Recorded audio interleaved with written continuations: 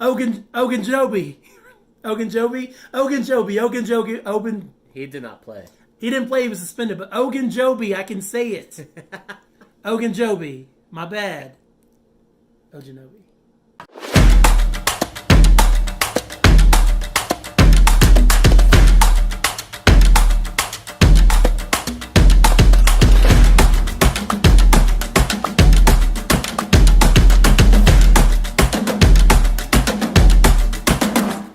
What's up, everybody? That's Kelen Conley. That's Anthony Sellers. And this is Browns in Our Blood. I thought you were going to do it. I really did. Professional football is the worst.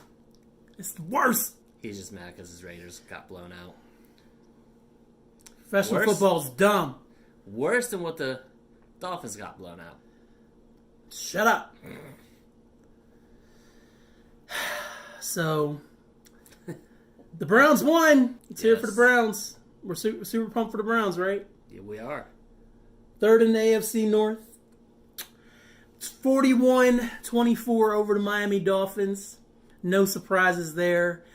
Anthony, what were your thoughts on the game? We needed this as like a big win. You know, just needed to be able to handle business. And that's what they did. But no, it was actually, I liked what I saw for, you know, most of the game and stuff. There was a little bit in the third quarter where they kind of went stagnant. Mm-hmm. But after that, you know, they finished the game out quick, and then Chubb had over 100 yards again. Kareem Hunt had his first touchdowns, bro. Schobert had 2 more interceptions. Schobert was a beast, man. They need to pay him. They pay that man. Yes. Yeah. Pay him. Yeah, Schobert looked incredible. I watched the highlights. I didn't see any football because I was driving home yesterday, so I had to watch the highlights. The Raiders got blown out while I drove home, so the Browns look fantastic. Like, it's the Dolphins, first and foremost.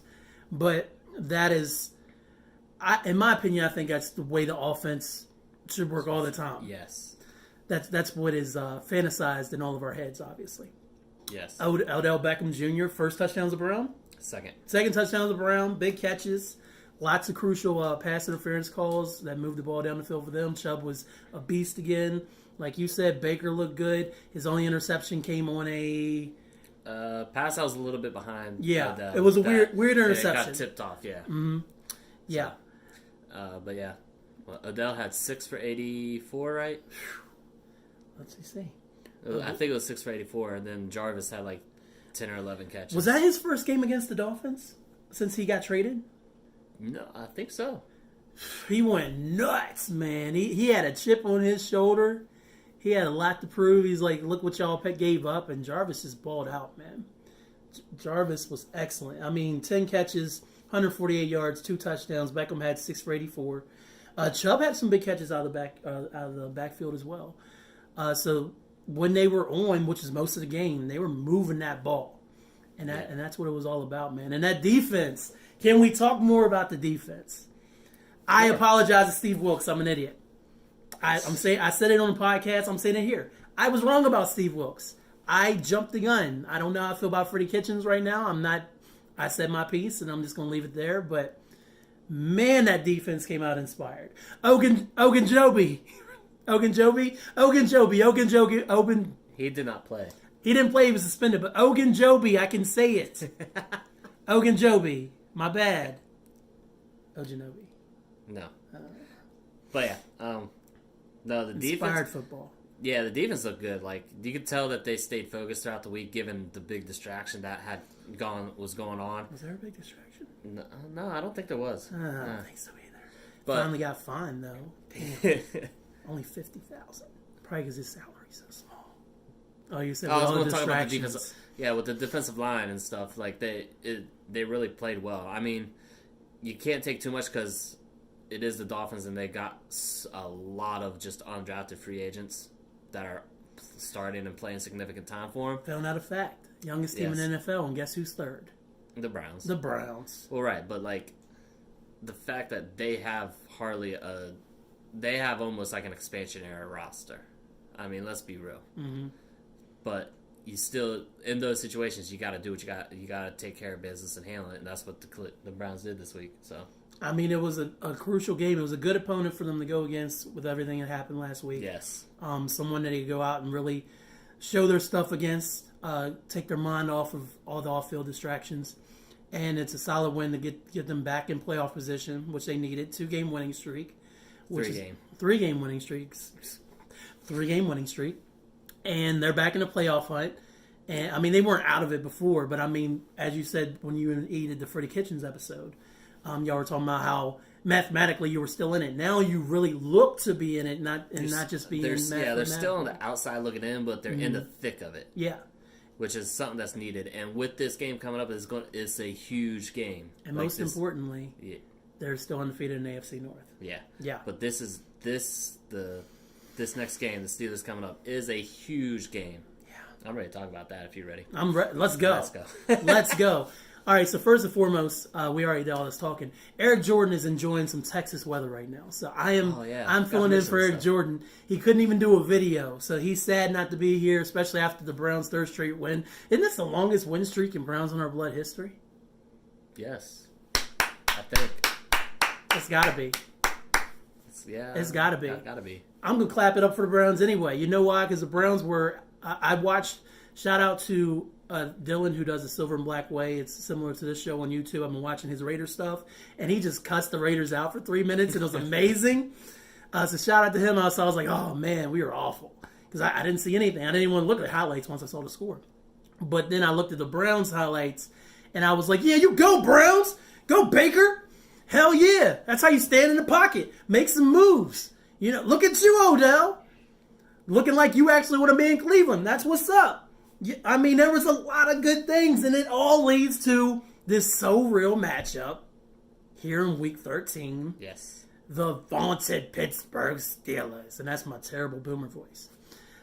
That was pretty bad. It was bad. That's why they don't pay any boomer bucks. Anyways. Oh, it's just a big matchup. It's arguably, it might be the biggest game in the AFC North at this point with the Ravens doing so well. I mean, this is a big game for both teams. Both teams are in playoff contention still. They had to pull Rudolph in order to win last week against the Cincinnati Bengals. So there's just a lot going on, man. Like the Browns look like their offense is finally clicking, their defense is clicking, they're coming in strong, and they have the Steelers who barely got across the finish line last week. And then you saw what happened on Thursday night before the last 10 seconds. Did you see what happened 2 Thursdays ago? I did. The Steelers lost. Yeah.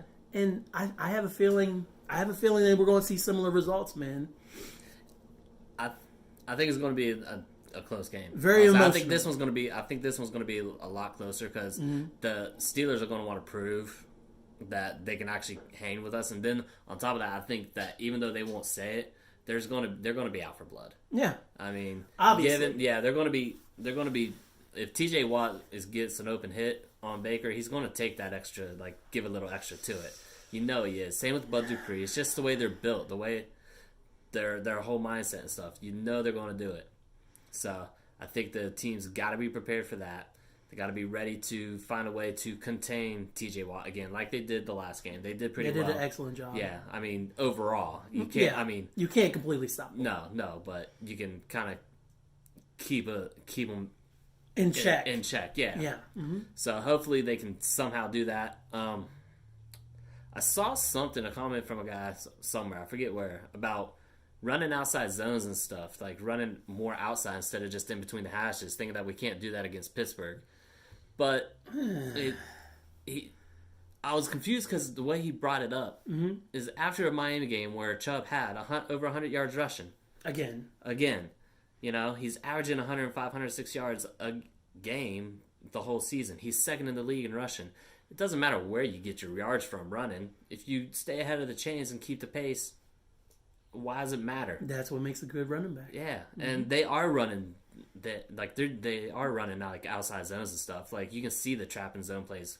Yeah, a lot of Hunt stuff goes to the outside. Yeah, a lot of his starts where it's to the outside and kick back, and a lot of Chubb's big runs have been like that, just waiting for that hole to open up in some kind of a zone run. So Carrying dudes yesterday, Nick Chubb was. Hmm? Carrying dudes yesterday, Oh, Dolphins yeah. players, he was. Yeah, no, that's every game. He did it in the Steelers game too, and that's the other thing. Like you got Hunt and Chubb, which is basically the same back. The only difference is they use Hunt more as a wide receiver, and he catches more. Mm-hmm. So, but they're both just power backs. And every week, Hunt gets more acclimated to the offense, and Yeah. it's showing. You can tell the teams really don't have anything for that backfield. No, and then we should get Njoku back this week. Mm-hmm. So that'll be good. I think I saw that. he could have played. I really think he could have played this week, but they decided to want to keep him, make sure he was 100% and not do anything to re-aggravate Carlson his wrist. caught a touchdown this week again, didn't he? No, he just had a long catch. Sorry. If Eric would say, "I want Njoku on the field. I want to get that talent out there," and I was like, I completely get it, man. But big picture, maybe if anything seems off and it's like snap count, like he ain't gonna do y'all no good. Only doing let's say 30 plays. That's not what you need him for. Especially if he only gets like 2 targets. Y'all need him to go out there and be healthy. Exactly. So I think they saved him for even though they brought him back off IR, they still saved him for this game. Yeah. So I don't know. I'm expecting a close game, and I expect it to be a lot closer than what it felt like. 1 p.m. game, man. So the main slate is going to be going down in Pittsburgh. They might not have James Conner this week either, from what I read. It sounded like his injury, whatever, that got re-aggravated at the beginning of our game or whatever. Yeah. A couple weeks ago, he's taking the time with that, so he might not. Yeah. But they also had they had a running back that they just signed off of a practice squad from another team that played well against Cincy, so we'll see where that goes. Yeah. And I'm interested to see if they play Rudolph or Hodges at QB. I'm not too concerned about y'all's running defense, though. I know that y'all have your moments, but I really feel like that unit is playing really well. And honestly, the whole Myles Garrett incident might have brought that whole defensive unit closer. And you get Ogunjobi. And you get Ogunjobi. And you get Ogunjobi back. Oh, wow. And you get Ogunjobi back, which is huge because 1 game suspension. Yeah, because having him and then with Lawrence and Sheldon Richardson, that'll help out. And actually, the 2 that they signed, the 2 defensive ends they brought up from the practice squad, played well against Miami. Mm-hmm. One of them had a sack. Get them reps, man. Yeah, one had a sack. Another one had a tackle for loss, but not a sack. Okay. So. Yeah, excellent work by the Browns this week. And the Steelers game, I'm looking forward to it. It means it'll be on TV, and you'll be home watching it with your family. Yes. So that's what's up. I'll have it on at some point because it'll be a 1 o'clock game, and it's local for us. So, I ain't cheering for Pittsburgh Steelers, so you ain't got to worry about that. So I'm just looking for more good things from the Browns and hoping that the Raiders don't embarrass themselves further in Kansas City next week. So we have a Fandom League. I'd bring it up on my phone, but we're recording on it. I got it. That's because you are high technology, my friend. So this week we only got to name the top 3. We don't got to list everybody, as someone would say. He's gonna come back and be like, "Fuck y'all, I ain't doing this show no more." Johnny Harmonic won again. Second week in a row. I was right behind him at one point. I had a whole player left, and I was only like a few points behind.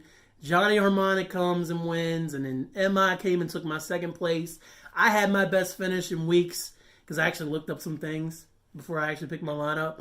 And yeah, Johnny Harmonic took it. Then I was in 4th. Yeah. And Eric was somewhere near the bottom. You know what I did? As was Gary. What I did something that I knew nobody was going to do, and I put both Hunt and Chubb in my lineup.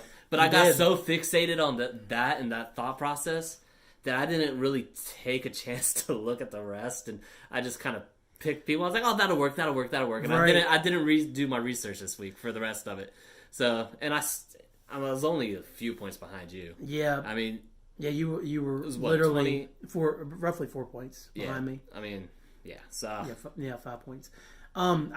Cleveland did great for me. I had Baker, I had Chubb, I had Landry, and I had Beckham. My mistake is I went with Cleveland's defense instead of going with like Landry or Beckham. I went with the Broncos defense. I was like, man, I should, but at the same time, I was like, I got both the running backs. There's no way I can.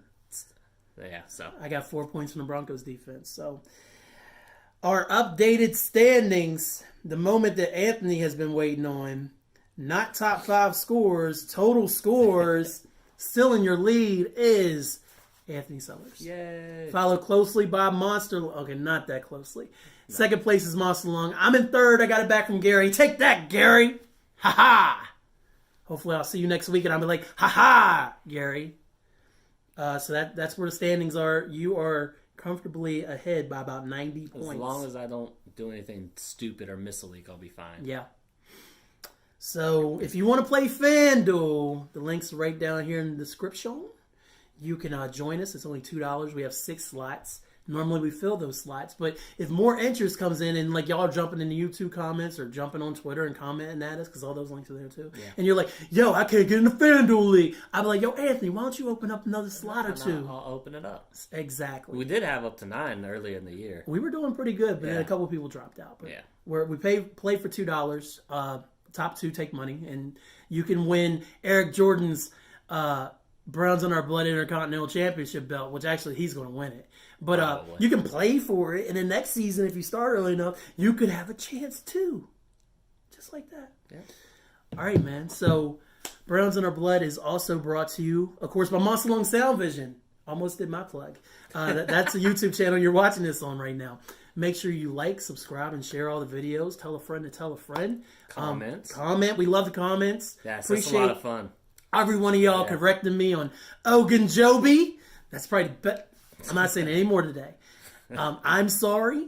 It happens. I was in a heated moment. I was mad. I was mad that Rudolph wasn't getting his comeuppance, and he finally did a little bit. If you hit that bell, you'll never miss a notification from Monstalung Soundvizion, any of the great content Eric uploads, and especially Browns in Our Blood. So make sure you're doing all that. And if you like your podcast in podcast format, if you like this show in podcast format, and don't like looking at our mugs, then go to hyphenpodcastgroup.com. All the shows are available in podcast format on your favorite podcast listening platform. hyphenpodcastgroup.com. All right, man. And that's it. And that's see you it. Next week. See you next week. Browns beat the Steelers. Raiders, get your head out of your behinds. Hope everybody has a Thanksgiving. Happy Thanksgiving. That's the word. I forgot a word. Yeah, I was just saying Thanksgiving. Hope y'all have a Thanksgiving. Not a happy Thanksgiving, guys.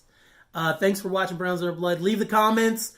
Eric will be active in there at least. So if you want to talk to him, he'll do his nice guy thing, and I'll come in and make some Steelers fans look upset at him like I did previously. Because they're like, oh, well, I'm like, did you see what Mason Rudolph did? So there's that. So that's Anthony Sellers. And that's Kelen Conley. And this is Browns in Our Blood.